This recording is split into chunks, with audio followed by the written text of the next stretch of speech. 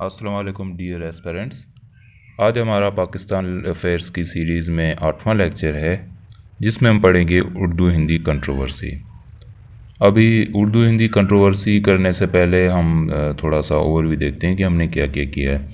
हमने सबसे पहले पढ़ा दी अरब coming of Arab in the सब कॉन्टिनेंट, उसके बाद फिर पढ़ा evolution of Muslim empire, then decline of Muslim empire, फिर मुग़ल एम्पायर पढ़ा हमने, देन हमने war of independence, sir Syed Ahmad Khan, और उसके बाद फिर रिलीजियस एंड एजुकेशनल मूवमेंट्स जो मुस्लिम की तरफ से पड़ी थी वो सारी पढ़ ली, जैसे नदवा हो गया या फिर देवबंद हो गया या सिंध मदरसतुल इस्लाम। ये रिलीजियस मूवमेंट्स 19th सेंचुरी के जो 1850 से लेके 1900 तक थी वो पढ़ ली। आज हमारा उर्दू हिंदी का जो टॉपिक है उर्दू हिंदी कंट्रोवर्सी, वो भी 1850 से 90s के दरमियान ही है।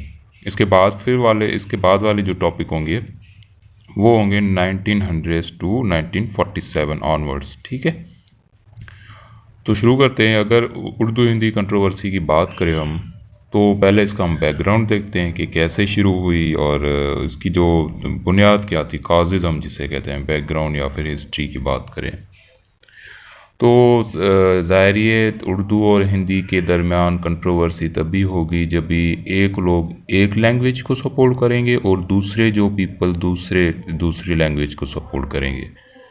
फॉर एग्ज़ाम्पल अगर हम उर्दू की बात करें तो उर्दू लैंग्वेज सब कॉन्टिनेंट में आई तभी उसी पर कंट्रोवर्सी हुई।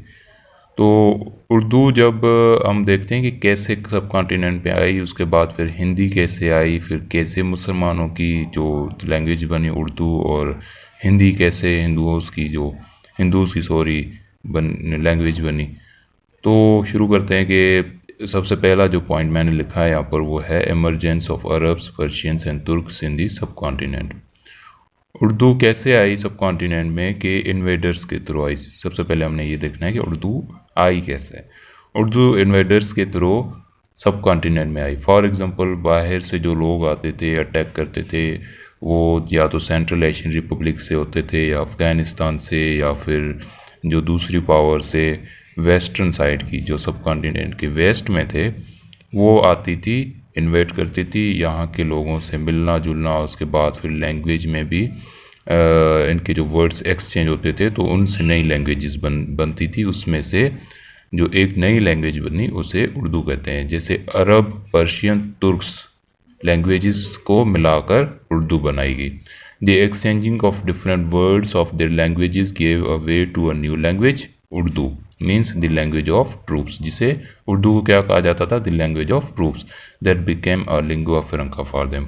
Lingua franca means common language बन गई। फॉर एग्जांपल हम कहते हैं कि उर्दू इज़, जैसे हम पाकिस्तान में कहते हैं कि नेशनल लैंग्वेज कैसे, because it is lingua franca language for Muslims, कि समझ आ जाए, पश्तून को भी समझ आ जाए, सिंधीज़ को भी समझ आ जाए, पंजाबीज़ को भी समझ आ जाए, तो लिंगुआ फ्रंका ऐसे कहते हैं। Then it was found by the invaders of the Muslim world and emerged during the rule of Mughals in India.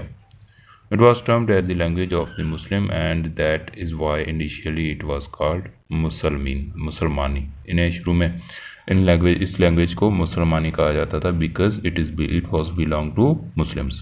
Almost the whole of India contributed to the flourishing of Urdu, जिसमें different parts आ जाते हैं। Northern area से शुरू हुई, फिर आहिस्ता आहिस्ता बढ़ते बढ़ते south में भी, फिर ईस्ट में भी, फिर वेस्ट में भी।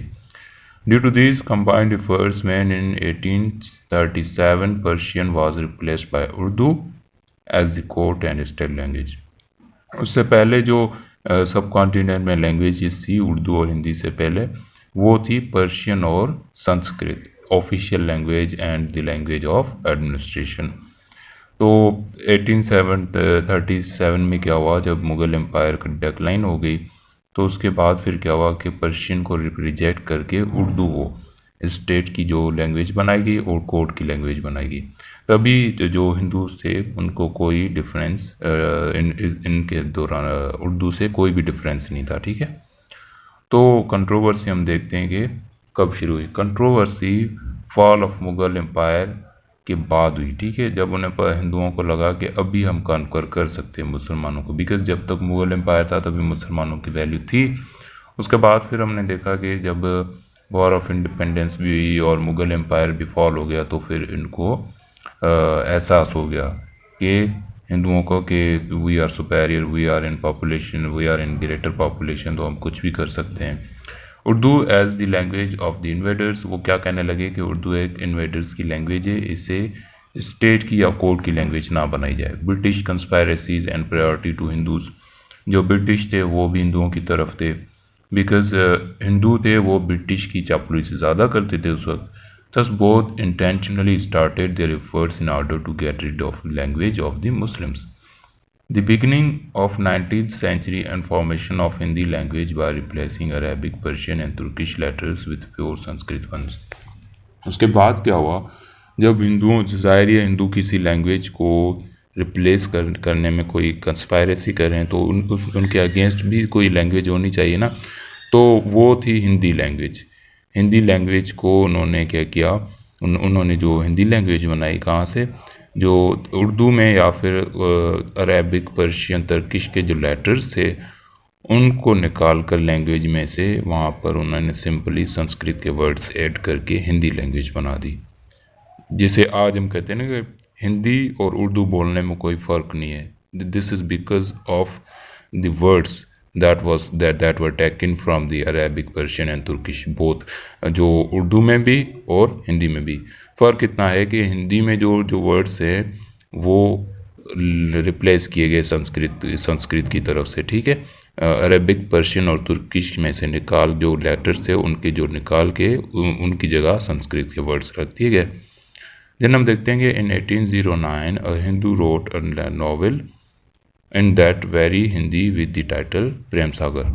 हम देखें 19th सेंचुरी मतलब कि 1800 सेंचुरी के शुरू में हिंदी लैंग्वेज बना दी गई थी, बिकॉज वो जब कंट्रोवर्सी तो 1857 में वॉर ऑफ इंडिपेंडेंस के बाद शुरू हुई। तो जो पहला जो नावल लिखा गया था, ज़ाहिर लैंग्वेज तभी फ्लोरिश करती है जब उसमें नावल्स हों, शायरी हो और फिर उसकी जो लैंग्वेज की शायरी बने, उसके गाने बने, ठीक है, गीत बने। तो जो हिंदी का जो पहला नावल लिखा गया था वो 1809 में लिखा गया था, जिसका नाम था प्रेम सागर। उस वक्त कोई कंट्रोवर्सी नहीं थी। जैसे हमने देखा कि 1837 में भी उर्दू को कोर्ट की लैंग्वेज और स्टेट लैंग्वेज बना दिया गया था। It was not a full fledge effort, soon that language went into oblivion. तो उस वक्त कोई ऐसी एफर्ट नहीं की जा रही थी कि हिंदी को बढ़ावा दिया जाए, या फिर उनको उस वक्त रियलाइज़ नहीं हुआ था कि उर्दू को रिप्लेस करना है, ठीक है।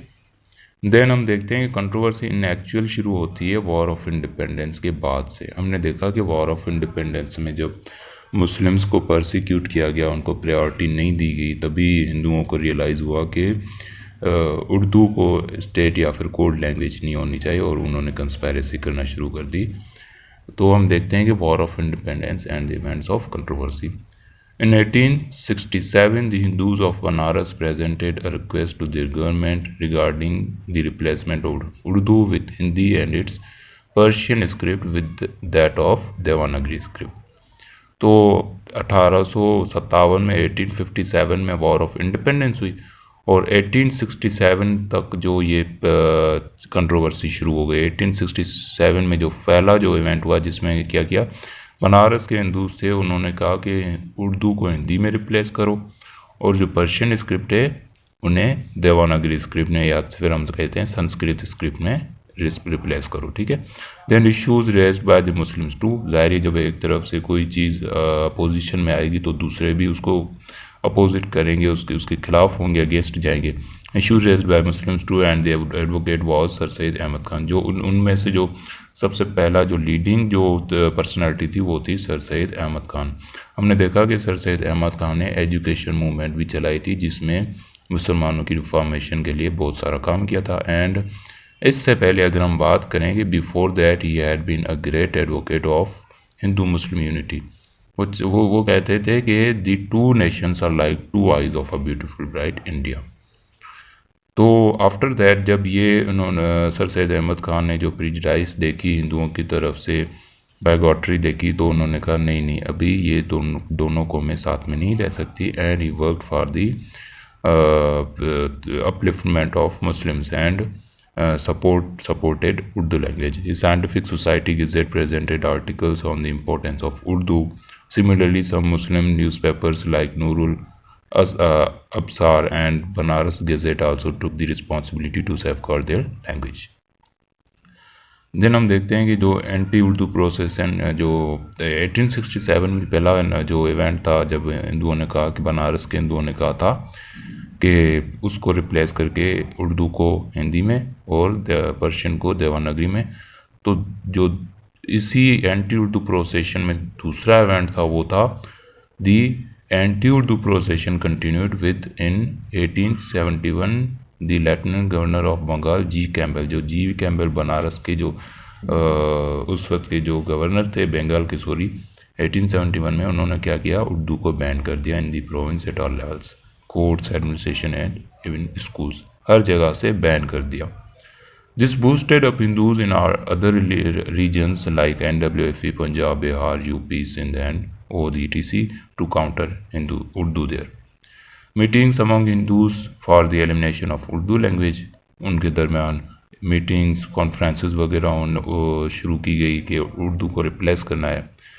देन अनदर बिलो कब आया, पहला जो इवेंट आया वो 1867 में, दूसरा आया फिर 71 में, तीसरा आया 1882 में, जब क्या हुआ, हंटर कमीशन आई जो ब्रिटिश की तरफ से। उसमें क्या हुआ, the spread of modern English education in India. तो उन्होंने कहा कि उर्दू और हिंदी को छोड़ो, आप इंग्लिश को, जो कि मॉडर्न जो इंग्लिश है उसको अडॉप्ट करो। देन क्या हुआ कि हिंदूज भी उसी के साथ मिल गए। हिंदुओं ने कहा कि हम भी आपके साथ राज़ी हैं, we are agree to modern English, but आप उर्दू को किसी भी तरह से रिप्लेस करिए। They had meetings with its chairman doctor Hunter and try to force to him to admit Urdu as a foreign language. जो उनको बताया गया कि उर्दू को फॉरेन लैंग्वेज करार दिया जाए, and to promulgate Hindi the native language for educational purposes. But in this mission they remained unsuccessful due to the constant efforts of Sir Said and his comrades. तो ज़ाहिर है जब हिंदुओं की तरफ से ये सारी चीज़ें की गई तो मुसलमानों ने भी तो कुछ एफर्ट्स की, जिसकी वजह से उर्दू को रिवाइव किया गया। देन हम देखते हैं कि अनदर बिलो कब आता है, 1982 के बाद फिर 1990s के अंदर आता है। तो 1882 के बाद 90s के अंदर आता है। एंथनी मैकडोनल्ड थे जो एक एंटी मुस्लिम थे, वो बने यूपी के गवर्नर।